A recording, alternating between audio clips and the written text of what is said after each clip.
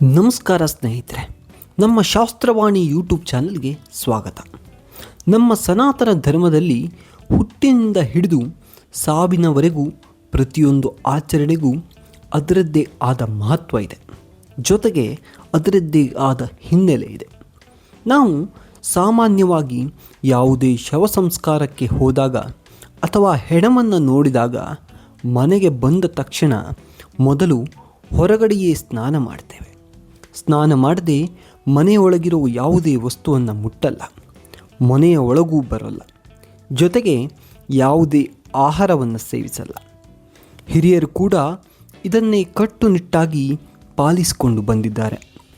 ಆದರೆ ಹೆಣ ನೋಡಿದ ಬಳಿಕ ಅಥವಾ ಶವ ಸಂಸ್ಕಾರದಲ್ಲಿ ಭಾಗವಹಿಸಿದ ಬಳಿಕ ಯಾಕೆ ಕಡ್ಡಾಯವಾಗಿ ಸ್ನಾನ ಮಾಡಬೇಕು? ಇದರ ಹಿಂದೆ ಇರೋ ಅಸಲಿ ಶಾಸ್ತ್ರ ಏನು ಮತ್ತು ಇದರ ವೈಜ್ಞಾನಿಕ ಕಾರಣಗಳೇನು? ಅದನ್ನು ಇವತ್ತಿನ ವಿಡಿಯೋದಲ್ಲಿ ನಾವು ಹೇಳ್ತಾ ಇದ್ದೇವೆ. ವಿಡಿಯೋವನ್ನು ಕೊನೆವರೆಗೂ ಸಂಪೂರ್ಣವಾಗಿ ನೋಡಿ. ಮೊದಲು ಇದಕ್ಕಿರೋ ಶಾಸ್ತ್ರಗಳ ಕಾರಣಗಳನ್ನು ನೋಡೋಣ. ನಮ್ಮ ಹಿಂದೂ ಧರ್ಮ ಗ್ರಂಥಗಳು ಮತ್ತು ಗರುಡ ಪುರಾಣದ ಪ್ರಕಾರ ಮರಣ ಹೊಂದಿದ ತಕ್ಷಣ ವ್ಯಕ್ತಿಯ ದೇಹದಿಂದ ಪ್ರಾಣ ಅಥವಾ ಆತ್ಮ ಹೊರ ಹೋಗುತ್ತೆ. ಆ ಸಮಯದಲ್ಲಿ ಶರೀರವು ಸಂಪೂರ್ಣವಾಗಿ ಅಶುದ್ಧವಾಗುತ್ತೆ. ಶವ ಸಂಸ್ಕಾರದ ಸಮಯದಲ್ಲಿ ವಾತಾವರಣದಲ್ಲಿ ನಕಾರಾತ್ಮಕ ಶಕ್ತಿ ಅಥವಾ ನೆಗೆಟಿವ್ ಎನರ್ಜಿ ಹೆಚ್ಚಾಗಿರುತ್ತೆ. ಶವದ ಸುತ್ತಮುತ್ತ ಇರೋ ಸೂಕ್ಷ್ಮ ಜೀವಿಗಳು ಮತ್ತು ನಕಾರಾತ್ಮಕ ತರಂಗಗಳು ಅಲ್ಲಿಗೆ ಬಂದವರ ಮೇಲೂ ಪ್ರಭಾವ ಬೀರೋ ಸಾಧ್ಯತೆ ಇರುತ್ತೆ. ಶಾಸ್ತ್ರಗಳ ಪ್ರಕಾರ ಸ್ಮಶಾನಕ್ಕೆ ಹೋಗಿ ಬಂದಾಗ ಮನುಷ್ಯನಿಗೆ ಸೂತಕ ಅಥವಾ ಅಶೌಚ ತಟ್ಟುತ್ತೆ. ಈ ನಕಾರಾತ್ಮಕ ಶಕ್ತಿಯನ್ನು ಮತ್ತು ಅಶುದ್ಧತೆಯನ್ನು ದೂರ ಮಾಡಲು ಸ್ನಾನ ಮಾಡುವುದು ಅತ್ಯಗತ್ಯ. ಸ್ನಾನ ಮಾಡುವುದರಿಂದ ನಮ್ಮ ದೇಹ ಮತ್ತು ಮನಸ್ಸು ಶುದ್ಧವಾಗುತ್ತೆ. ಅಷ್ಟೇ ಅಲ್ಲದೆ ಶವ ಸಂಸ್ಕಾರ ಮುಗಿಸಿ ಮನೆಗೆ ಬಂದಾಗ ಧರಿಸಿದ ಬಟ್ಟೆಗಳನ್ನು ಕೂಡ ಒಗೆಯಬೇಕು ಅಂತ ಶಾಸ್ತ್ರ ಹೇಳುತ್ತೆ. ಇನ್ನು ಇದಕ್ಕೆ ವೈಜ್ಞಾನಿಕ ಕಾರಣ ಕೂಡ ಇದೆ.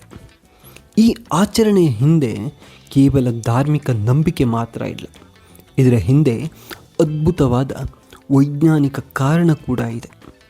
ಒಬ್ಬ ವ್ಯಕ್ತಿ ಮರಣ ಹೊಂದಿದ ತಕ್ಷಣ ಆತನ ದೇಹದಲ್ಲಿ ರೋಗ ನಿರೋಧಕ ಶಕ್ತಿ ಸಂಪೂರ್ಣವಾಗಿ ನಾಶವಾಗುತ್ತೆ. ದೇಹದಲ್ಲಿರೋ ಜೀವಕೋಶಗಳು ಸಾಯಲು ಪ್ರಾರಂಭಿಸುತ್ತವೆ. ಶವ ಕೊಳೆಯೋಕೆ ಶುರುವಾಗುತ್ತೆ. ಈ ಪ್ರಕ್ರಿಯೆಯಲ್ಲಿ ದೇಹದಿಂದ ಲಕ್ಷಾಂತರ ಹಾನಿಕರ ಬ್ಯಾಕ್ಟೀರಿಯಾಗಳು, ವೈರಸ್ಗಳು ಮತ್ತು ಸೂಕ್ಷ್ಮ ಜೀವಿಗಳು ವಾತಾವರಣಕ್ಕೆ ಬಿಡುಗಡೆಯಾಗುತ್ತವೆ.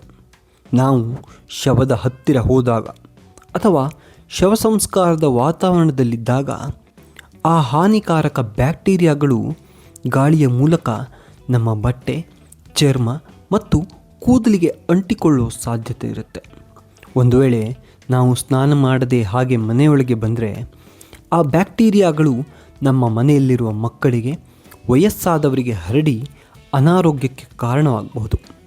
ಅದಕ್ಕಾಗಿಯೇ ಮನೆಗೆ ಬಂದ ತಕ್ಷಣ ಬಿಸಿನೀರಲ್ಲಿ ಸ್ನಾನ ಮಾಡುವುದರಿಂದ ನಮ್ಮ ದೇಹಕ್ಕೆ ಅಂಟಿಕೊಂಡಿರುವ ಎಲ್ಲ ಕೀಟಾಣುಗಳು ನಾಶವಾಗುತ್ತವೆ. ಇನ್ನು ಮಾನಸಿಕ ಆರೋಗ್ಯ ಕೂಡ ಇದಕ್ಕೆ ಕಾರಣ. ಹೌದು, ಮತ್ತೊಂದು ಮುಖ್ಯವಾದ ಕಾರಣ ಎಂದರೆ ಮಾನಸಿಕ ನೆಮ್ಮದಿ. ಸಾವು ಎನ್ನುವುದು ಯಾರಿಗಾದರೂ ಸರಿ ಒಂದು ರೀತಿಯ ದುಃಖ ಮತ್ತು ನಿರಾಸೆಯನ್ನು ತರುತ್ತೆ. ಸ್ಮಶಾನದ ವಾತಾವರಣವು ಮನಸ್ಸಿನಲ್ಲಿ ವೈರಾಗ್ಯ ಅಥವಾ ಒಂದು ರೀತಿಯ ನಕಾರಾತ್ಮಕ ಯೋಚನೆಗಳನ್ನು ಉಂಟು ಮಾಡುತ್ತೆ. ಶವ ಸಂಸ್ಕಾರ ಮುಗಿಸಿ ಬಂದ ನಂತರ ತಲೆಯ ಮೇಲೆ ನೀರು ಹಾಕಿಕೊಂಡು ಸ್ನಾನ ಮಾಡೋದರಿಂದ ದೇಹದ ಉಷ್ಣತೆ ಕಡಿಮೆಯಾಗಿ ಮನಸ್ಸಿಗೆ ಶಾಂತಿ ಸಿಗುತ್ತೆ ಮತ್ತು ನಕಾರಾತ್ಮಕ ಯೋಚನೆಗಳಿಂದ ಹೊರಬರೋಕೆ ಸಹಾಯ ಆಗುತ್ತೆ. ಹೀಗಾಗಿ ನಮ್ಮ ಹಿರಿಯರು ಜಾರಿಗೆ ತಂದ ಈ ನಿಯಮದ ಹಿಂದೆ ಧರ್ಮದ ರಕ್ಷಣೆಯ ಜೊತೆಗೆ ಆರೋಗ್ಯದ ರಹಸ್ಯ ಕೂಡ ಅಡಗಿದೆ. ವಿಜ್ಞಾನ ಮತ್ತು ಶಾಸ್ತ್ರ ಎರಡೂ ಕೂಡ ನಮ್ಮ ಒಳಿತಿಗಾಗಿಯೇ ಈ ನಿಯಮವನ್ನು ಮಾಡಿವೆ. ಸ್ನೇಹಿತರೆ, ನಿಮಗೂ ಈ ಮಾಹಿತಿ ಇಷ್ಟವಾಗಿದ್ದರೆ ಈ ವಿಡಿಯೋನ ಲೈಕ್ ಮಾಡಿ, ನಿಮ್ಮ ಸ್ನೇಹಿತರೊಂದಿಗೆ ಶೇರ್ ಮಾಡಿ. ಇಂತಹ ಮತ್ತಷ್ಟು ರೋಚಕ ಭಕ್ತಿಪೂರ್ವಕ ಮಾಹಿತಿಗಳಿಗಾಗಿ ನಮ್ಮ ಚಾನಲ್ನನ್ನು ಸಬ್ಸ್ಕ್ರೈಬ್ ಮಾಡಿಕೊಳ್ಳಿ. ಧನ್ಯವಾದಗಳು.